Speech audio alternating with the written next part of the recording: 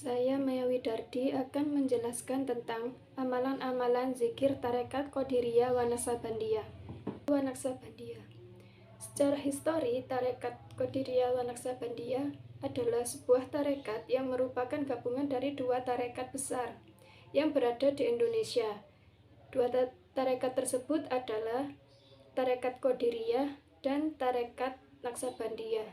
Tarekat Qadiriyah sendiri itu didirikan oleh Abdul Qadir Al-Jailani dan tarekat Naqsabandiyah didirikan oleh Syekh Bahauddin An-Naqsabandi.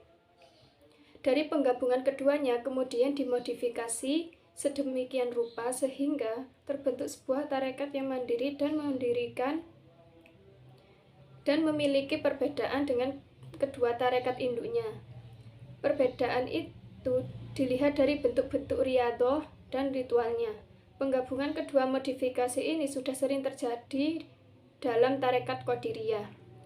Tarekat ini didirikan oleh ulama besar yaitu Syekh Al-Mukarramah Ahmad Khatib bin Abdul Ghaffar Al-Sambasi.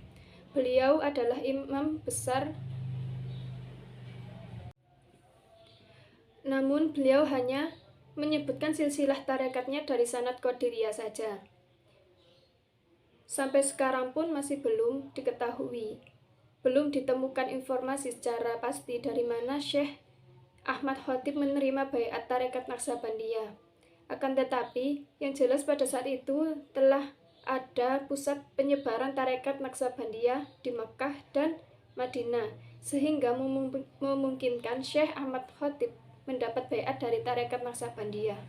Tapi, yang jelas pada saat itu telah ada pusat penyebaran tarekat Naqsabandiyah di Mekah dan Madinah, sehingga memungkinkan Syekh Ahmad Khatib mendapat baiat dari tarekat Naqsabandiyah. Adapun amalan-amalan tarekat Qadiriyah wa Naqsabandiyah. Amalan-amalan dalam tarekat Qadiriyah wa Naqsabandiyah umumnya bertujuan untuk Amalan-amalan tarekat Qadiriyah wa Naqsabandiyah umumnya bertujuan untuk tazkiyah an-nafs atau penyucian diri. Di antaranya yaitu zikir untuk mengingat Allah dengan membaca kalimat-kalimat thayyibah, baiat yaitu janji seorang murid tarekat kepada mursyid untuk menjalankan amalan-amalan dalam tarekat, robitoh dan atau mengingat mursyid atau proses pembaiatan ketika berzikir, lalu muraqabah yaitu duduk tafakur mengheningkan cipta dengan penuh kesungguhan hati seolah sedang berhadapan dengan Allah, dan manakib yaitu membaca Abdul Qadir bernilai ukhrawi. Dengan banyak melakukan zikir, hati kita akan semakin tenang, tentram, dan damai. Dengan berzikir juga kita tidak mudah terombang-ambing oleh pengaruh hal-hal yang negatif dan tidak mudah marah. Metode yang biasa digunakan dalam mengamalkan tarekat ini, yang pertama baiat. Baiat merupakan sebuah janji untuk menjalankan ibadah kepada Allah agar hati semakin mantap. Zikir dan doa yang diamalkan bersambung dengan mursyid dan gurunya, kepada guru-gurunya beliau seterusnya hingga sampai pada silsilah yang paling atas yaitu Rasulullah. Yang kedua adalah robitoh, upaya untuk mengingat wajah guru atau mursyid dalam ingatan seseorang murid. Sebelum melakukan amalan zikir ini, terlebih dahulu murid harus mengingat kepada mursyid yang telah membaiat dan mengamalkan lafaz zikir yang akan diamalkan tersebut. Dan yang ketiga adalah muraqabah. Muraqabah adalah duduk tafakur untuk mengheningkan cipta dengan penuh kesungguhan, latif al-qalb, seolah-olah sedang berhadapan dengan Allah, dan meyakinkan diri bahwa Allah senantiasa mengawasi dan memperhatikannya. Dan yang keempat adalah suluk, kegiatan menyepi untuk sementara waktu dari kesibukan duniawi selama 10 atau 20 hari, tergantung ajaran masing-masing mursyid. Adapun materi-materi yang diamalkan dalam tarekat Qadiriyah wa Naqsabandiyah dalam tarekat Qadiriyah wa Naqsabandiyah sendiri, zikir itu dibagi menjadi dua, yaitu zikir nafi isbat dan zikir ismizat. Zikir nafi isbat yaitu zikir dengan menyebut la ilaha illallah Dan zikir ismi zat, yaitu menyebut zat itu sendiri, yaitu Allah, Allah, Allah. Zikir nafi isbat ini diamalkan secara zar atau bersuara dan merupakan ciri khas tarekat Qadiriyah. Sedangkan ismi zat ini diamalkan secara sir atau khafi di dalam hati, dan yang merupakan ciri khas dari tarekat Naqsabandiyah.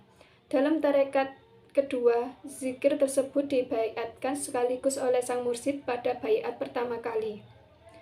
Proses pengamalan zikir ini adalah para jamaah mengucapkan lafaz la ilaha illallah dengan memejamkan mata dan melakukan gerakan seperti menggeleng-gelengkan kepala secara simbolik. Gerakan ini juga ketika sedang mengucapkan lafaz la dengan panjang, lalu ditarik dari pusat ke otak melalui kening tepat di antara dua alis, seperti menggores garis lurus dari bawah pusat ke ubun-ubun, lalu mengucapkan dari bawah pusat ke otak melalui kening tepat di antara dua alis.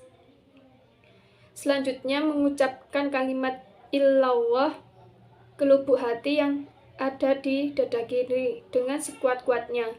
Gerakan ini bermaksud agar lebih menggetarkan hati sanubari dan membakar nafsu-nafsu jahat yang dikendalikan oleh setan. Gerakan ini dimaksud agar semua lafaz teraliri dan terkena panasnya kalimat tahlil tersebut. Dimulai dari tengah-tengah dada, lalu di tengah-tengah kening, di atas dan bawah susu kanan dan susu kiri. Sedangkan bawah pusar adalah start dari penarikan kalimat tahlil karena pusat dari proses penciptaan tubuh manusia. Zikir ini dilafadzkan setelah hitungan ketiga. Dilafadzkan dengan ritme yang cepat, hampir tidak ada sela dan nada yang tinggi. Semakin lama ritmenya semakin tinggi. Ini dimaksud untuk menghindari dan menekan masuknya pikiran dan hayalan ke dalam hati sanubari, sehingga dapat diingat dan dirasakan dalam hati para jamaah hanya Allah semesta. Dan yang kedua adalah manakib. Manakib merupakan upaya membentuk akhlak mulia untuk mengagungkan guru sebagai wujud penghormatan kepadanya. Karena dibaca bersama-sama akan menumbuhkan kekuatan persaudaraan atau uhwah, khususnya sesama pengikut tarekat, umumnya dengan seluruh umat Islam.